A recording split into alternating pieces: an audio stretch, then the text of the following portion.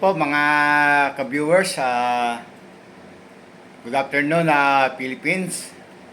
Sa next video po mga ka-viewers, promise po i-share ko po sa inyo yung pong pinagawa ko pong bahay. Ito po ay hindi pa po tapos, pero sinabi ko po sana po na i-video nyo po kahit na po hindi po tapos, para po maipasilip sa inyo.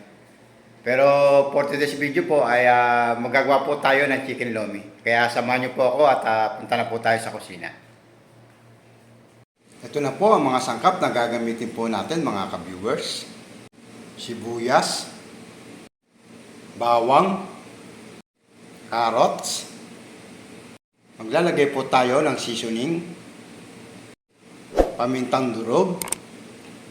Dalawang itlog po ang gagamitin ko mga ka-viewers. Maglalagay din po ako ng ating pong spring onion. Ito po yung gagamitin po nating mike mga ka-viewers.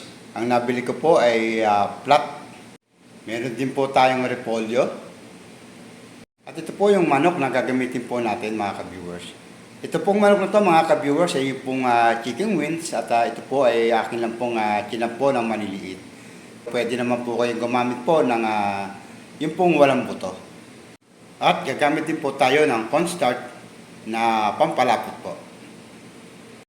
Bukod sa mga sangkap na to mga ka-viewers, ay gagamit din po tayo ng asin, ng konting toyo, ng mantika, at ng tubig. Kaya simulan na po natin ang pagluluto.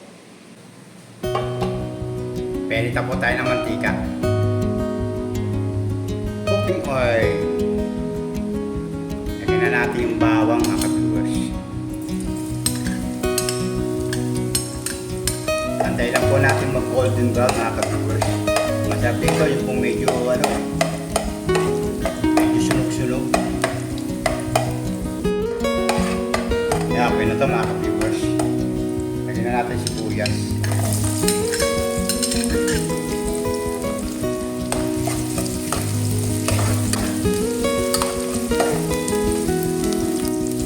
Lagyan natin yung manok.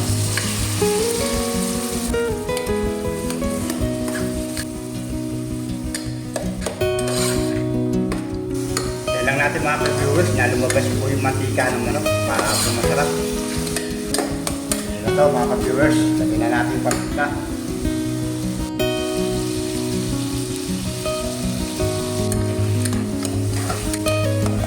Lagyan natin ang asin, konti.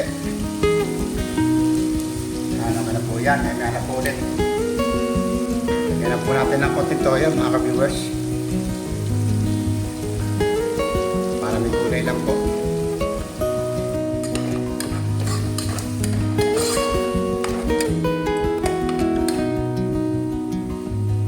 Lagyan na po natin yung carrots.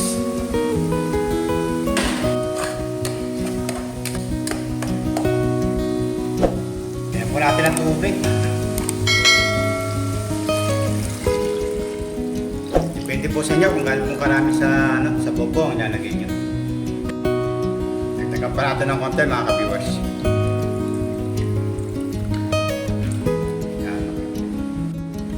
Pag po muna natin mga ka-viewers, kaya po natin muna kumulo po para po medyo maluto po yung manok natin. Habang nag-aantay po tayo na kumulo po yung pag ano lang po tayo ng itlog, mag-beat na po tayo.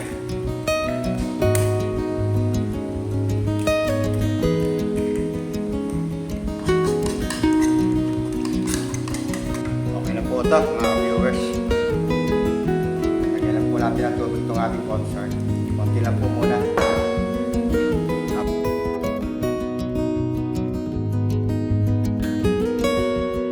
Okay na po ito mga ka-viewers. Tignan natin mga ka-viewers. Lagyan na po natin po yung repolyo mga ka-viewers.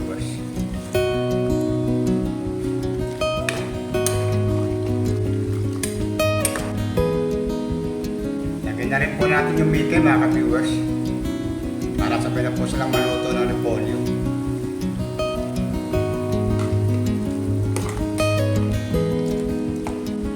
Yan. Tapan muna natin mga ka-viewers at hintayin na muna natin kumulo.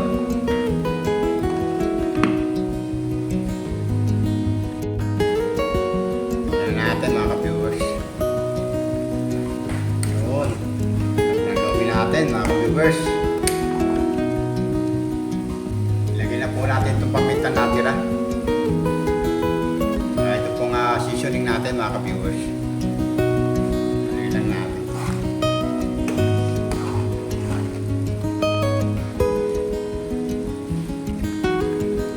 Ilagay na natin yung itlog mga ka-viewers.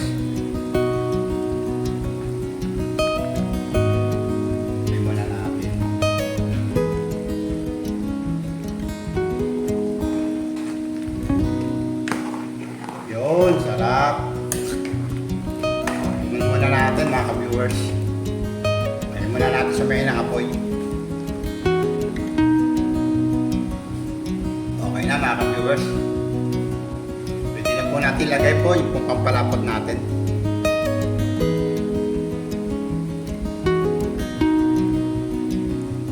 Kunti lang po muna mga ka-viewers. Tingnan po natin kung depende po sa inyo kung gusto nyo po na malapot.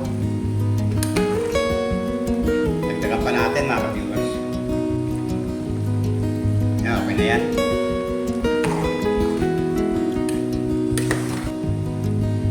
Yan mga ka-viewers. Lagyan na natin yung spring onion po natin. Yan. Palilan natin.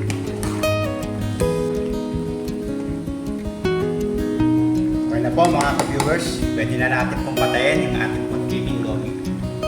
Patayin na po natin.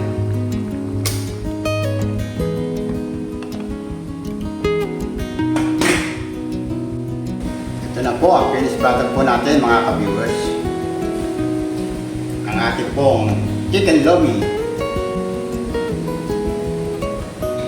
Maraming salamat po muli sa pagsama po sa araw na to sa aking pong pagluluto.